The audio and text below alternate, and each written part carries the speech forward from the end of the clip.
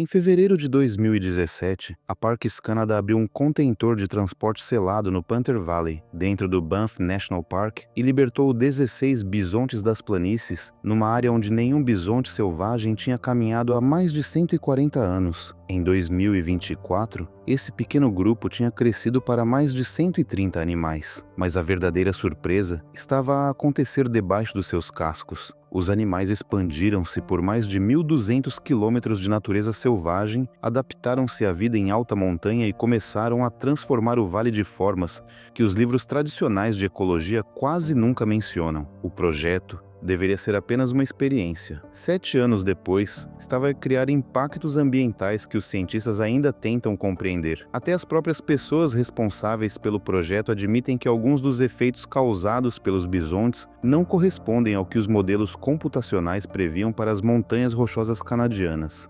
Esta é a história completa. Desde a caça em massa que eliminou estas criaturas da América do Norte, até a experiência científica de 7 anos para as reintroduzir, e as descobertas feitas através de colares de rastreamento e estudos no terreno que mostram como 16 bisontes conseguiram transformar um vale montanhoso em menos de 10 anos. Vês as imagens da libertação dos primeiros bezerros e pensas que o trabalho terminou, mas este vídeo acompanha tudo o que aconteceu durante 7 anos na área de libertação gradual. Os primeiros bezerros nascidos na natureza, a forma como a manada ignorou completamente aquilo que os modelos computacionais diziam que faria, e a ciência que mostra como o pastoreio, os banhos de terra e até os passos dos animais estão a alterar a paisagem. Uma paisagem que não via bisontes desde antes da existência do Canadá. Todas as afirmações aqui vêm diretamente dos relatórios oficiais da Parks Canada, do relatório final de 2023 sobre a reintrodução do bisonte das planícies e de um estudo científico publicado na Frontiers in Conservation Science, escrito pela própria gestora do projeto. Isto não são suposições, são os resultados de 7 anos de observação e recolha de dados. Mas para compreender o que estes bisontes estão a fazer hoje, primeiro é preciso perceber o que a América do Norte perdeu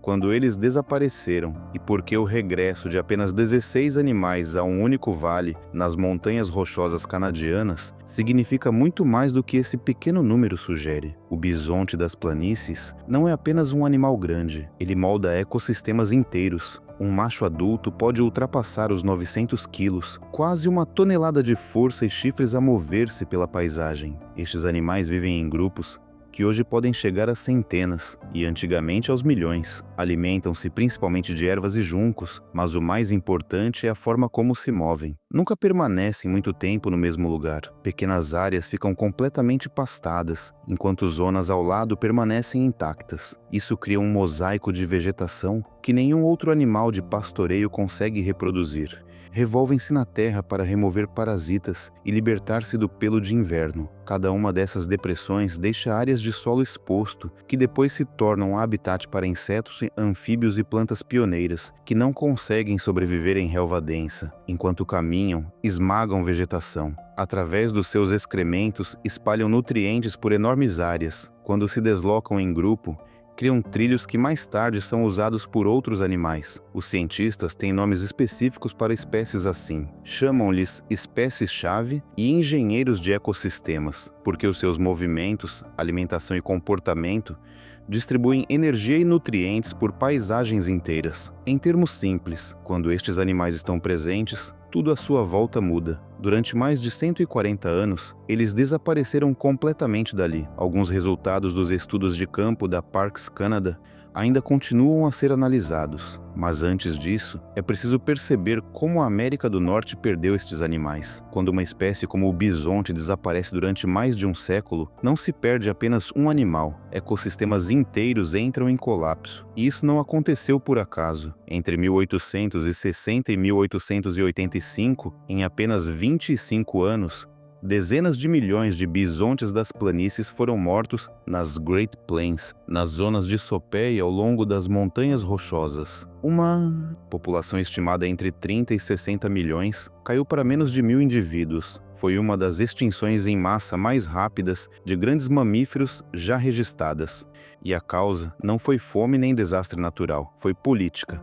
O estudo científico analisado por pares afirma claramente que o massacre foi usado principalmente para destruir a independência dos povos indígenas que dependiam dos bisontes, tornando mais fácil ocupar os seus territórios tradicionais. As consequências espalharam-se por toda parte. As pradarias que tinham evoluído lado a lado com os bisontes durante milhares de anos começaram a transformar-se sem eles. Os animais perderam habitat. Povos indígenas cujo modo de vida, físico, cultural e espiritual, dependia totalmente do bisonte sofreram mudanças devastadoras. Nas encostas orientais das montanhas rochosas canadianas, no território que mais tarde se tornaria o Banff National Park, os bisontes desapareceram completamente de áreas onde existiam desde a última era glacial, e depois, quase por acaso, o Canadá ajudou a salvá-los. Por volta de 1907, o governo canadiano comprou várias centenas de descendentes dos últimos bisontes selvagens de 2 ranchos em Montana e levou-os para o Elk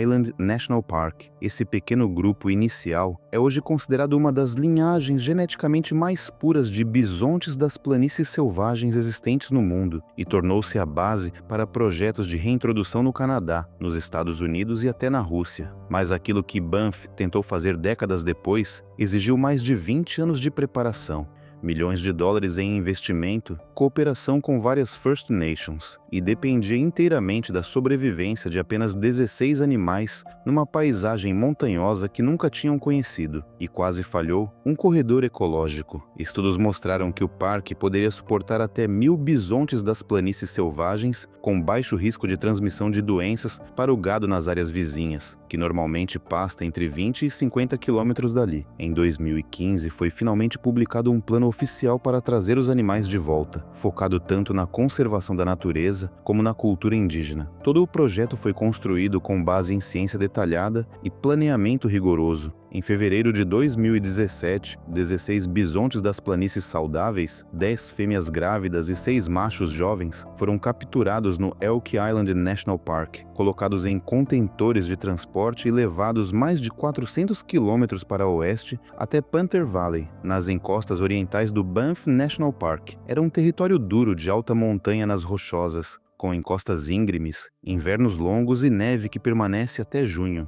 Estes animais, descendentes das Great Plains, precisavam de provar que conseguiam sobreviver em ambiente montanhoso. Inicialmente foram colocados numa área cercada de cerca de 1,2 km para uma adaptação gradual. O objetivo era permitir que a manada criasse laços, tivesse crias e se habituasse ao território antes da libertação total. Esse processo de adaptação durou 18 meses. Os bisontes permaneceram unidos, reproduziram-se e começaram a conhecer o vale pouco a pouco. Nas regiões remotas do Parque Nacional mais antigo do Canadá, foi criada uma área livre para bisontes selvagens. Mas a verdadeira questão não era se sobreviveriam. A pergunta principal era se começariam a comportar-se como verdadeiros animais das montanhas, e se lobos, ursos grizzly, alces e carneiros selvagens aceitariam o seu regresso. O que aconteceu depois ultrapassou praticamente todas as expectativas da Parks Canada. Os bisontes adaptaram-se à vida montanhosa muito mais rápido do que os especialistas esperavam. Os colares de rastreamento mostraram alguns membros da manada a deslocarem-se para pastagens alpinas de alta altitude durante o verão. Esse comportamento correspondia exatamente aos padrões migratórios verticais seguidos pelos antigos bisontes das rochosas há séculos. Mesmo sem qualquer experiência prévia em montanhas, esse instinto reapareceu naturalmente. A manada permaneceu maioritariamente dentro de um raio de cerca de 30 quilômetros da área de libertação, criou zonas centrais de permanência e começou a ter crias todas as primaveras. No final do período experimental entre 2017 e 2022, a população tinha aumentado de 16 para aproximadamente 80 animais. O crescimento anual rondava os 33%, praticamente o máximo biológico possível para bisontes das planícies. Ao mesmo tempo, as mortes por causas naturais mantiveram-se abaixo de 1% ao ano. Esses números mostravam não apenas sobrevivência, mas sucesso real num ambiente onde originalmente nem se sabia se a espécie conseguiria viver a longo prazo. Nos 2 anos seguintes, a manada continuou a crescer.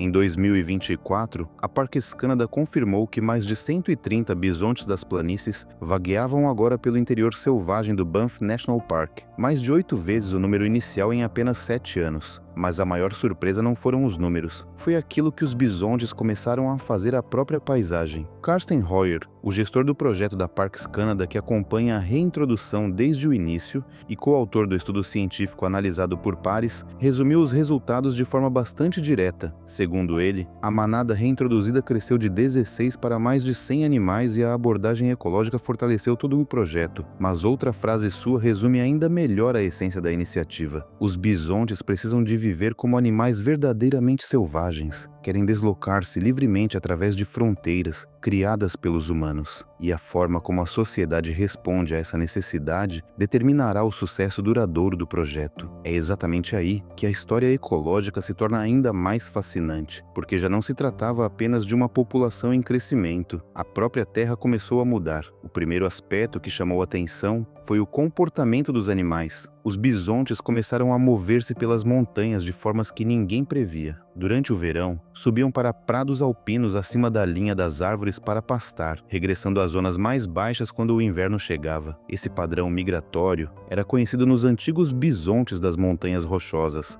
mas tinha desaparecido durante mais de 140 anos juntamente com eles.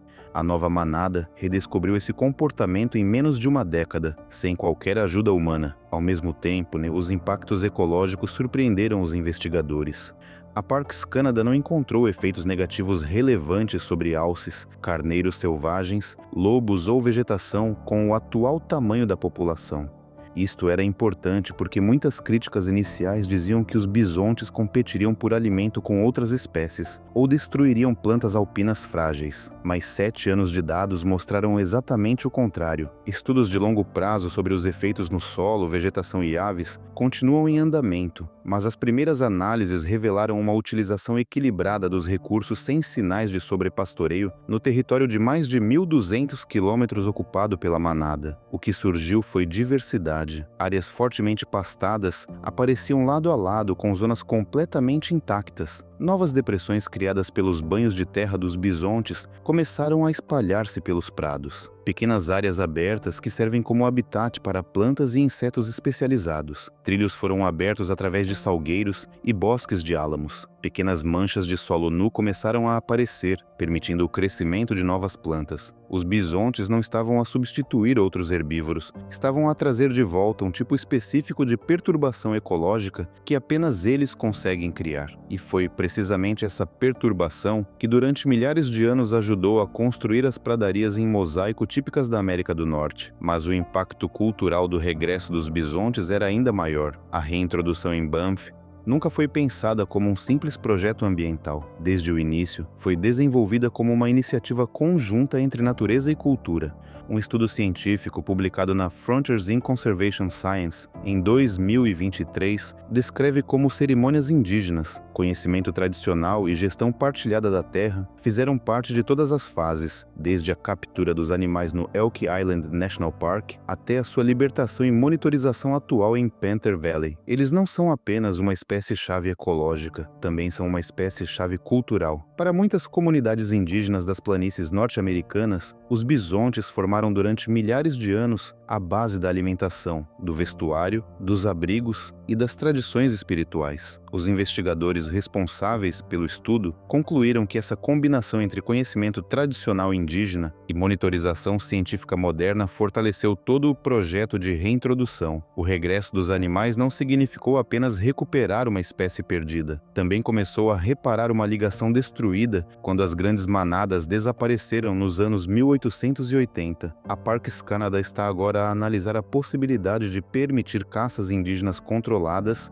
como parte da gestão futura da população. Se isso acontecer, o projeto de Banff tornar-se-á uma das primeiras grandes iniciativas de conservação da América do Norte a integrar oficialmente a caça indígena na gestão moderna da vida selvagem. Atualmente, a manada de Banff é a 5ª população selvagem e livre de bisontes das planícies existente no mundo. As outras 4, concentradas principalmente em torno de Yellowstone, somam menos de 8.000 animais espalhados por menos de 1% da área original da espécie. Dos mais de 500 mil bisontes das planícies que vivem hoje na América do Norte, apenas cerca de 4% são geridos com conservação ecológica como principal objetivo. Quando se compara isso com a distribuição natural histórica da espécie, torna-se evidente o peso do que Banff conseguiu alcançar com apenas 16 animais em 7 anos. O projeto vai muito além de um simples sucesso ambiental. Tem importância estratégica.